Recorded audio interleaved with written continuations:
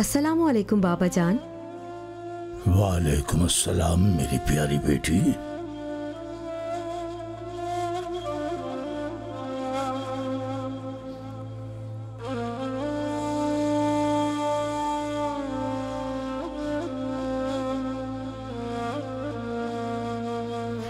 तो क्या आप कुछ नहीं करेंगे बाबा? पूरी अखी बिरादरी में काजी के इस फैसले पर बहुत गुस्सा है। वो इसे तब्दील करवाना चाहती है। अगर उनका सब्र जवाब दे गया तो क्या होगा बाबा? हम कौन होते हैं काजी का फैसला तब्दील करवाने वाले बेटी? हमसे ऐसी उम्मीद रखना हमारे और लोगों के लिए मुनासिब है क्या? न वो काजी के चाहने से मर सकता है, न मेरे कहने से जिंदा रह सकता है। जिंदगी तो बस अल्लाह के हाथ में है। आपकी बात बजा है, लेकिन काजी साहब शहर भर में कहते फिर रहे हैं हुक्म उनका चलेगा सर। इंसान की अना उसे मुश्किल में डाल देती है बेटी। इंसान के अंदर की मैं, उसका गुरूर उसे सुकून से महरूम कर देता है। चाहे वो खादिम हो, चाहे वो काजी ही क्यों ना हो। इंसान चाहे किसी भी आला मर्तबे पर हो, उसे गुरूर नहीं करना चाहिए। हजरत अब्दुल कादिर गिलानी को जब उनका मनसब विलायत मिला तो तमाम वलियों ने अपना सर खम कर दिया। यहाँ तक कि हजरत रिफाई ने भी।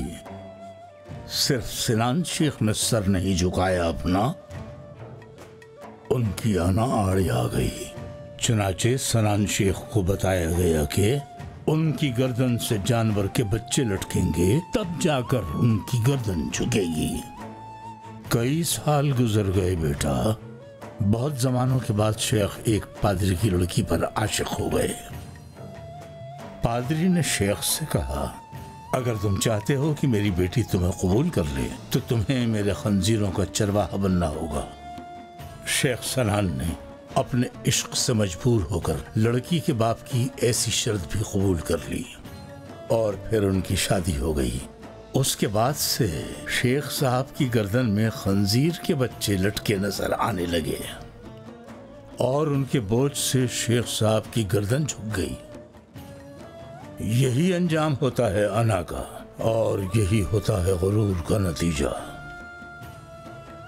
जब ही हम सबको खुदनुमाई से रोकने की ताकीद करते हैं और हमेशा आखिरत की फिक्र करने को कहते हैं मेरी प्यारी बेटी। कैसी तकदीर है ये? बेकसूर होने के बावजूद सजाए मौत हो जाएगी। हम इंसान हैं, मक्खियां नहीं हैं। शहद के छत्ते में मरना हमारा नसीब नहीं है। बाबा, काजी अगर नजर सानी करने दे फैसले पर तो क्या बिगड़ जाएगा? वक्त से पहले मौत का आना वैसे ही बुरा है बाबा, ऊपर से ये खातिमा। तुम्हें किसने कहा कि मौत बुरी और फना का सबब होती है बेटी? मौत इख्तिताम नहीं, मौत एक रास्ता है। फर्ज करो कि ये दुनिया खुश्क और बंजर जमीन है। सोचो ये हमारी बस्ती की तरह है जहां कुछ नहीं उगता। पर जब तुम एक ऐसी जगह से गुजरोगी जहां बहुत से फल और मेवे उग रहे हों, परिंदे खुशी से उड़ रहे हों, बुलबुल की चहकार गूंज रही हो, दरिया बह रहे हों और समंदर अपने जोश में हो, अब बंजर मकाम से ऐसी जन्नत की तरफ जाने वालों को मुर्दा कहेंगे क्या हम लोग? क्या उनके मरने पर अफसोस करेंगे? मगर वो जन्नत में जाने वाले लोग बंजर जमीन पर रहने वालों पर अफसुर्दा नहीं होते। वो ये बात जानते हैं जाने बाबा कि जिसने ये जन्नत बनाई है उसके जमाल के आगे तो ये जन्नत भी हेज है। अब इस सबको अपने तसव्वुर में लाओ। अगर तसव्वुर में आ सके तो